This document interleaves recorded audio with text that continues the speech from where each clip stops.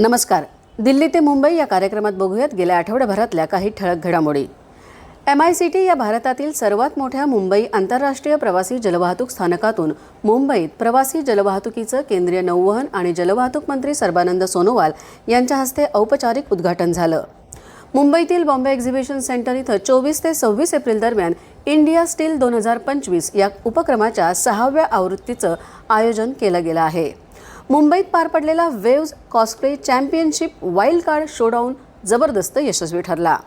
50 पेक्षा जास्त कॉस्प्ले कलाकारांच्या सादरीकरणानं रंगमंचावर सळसळती ऊर्जा उतरली.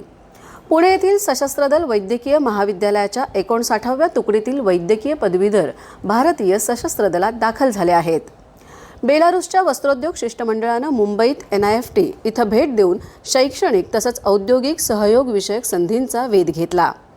भारतातील पुरुषांमधील वाढत्या कर्करोगाच्या धोक्याला सामोरं जाण्यासाठी टाटा स्मारक केंद्राच्या मेन कॅन या अभिनव उपक्रमाचा प्रारंभ करण्यात आला आहे.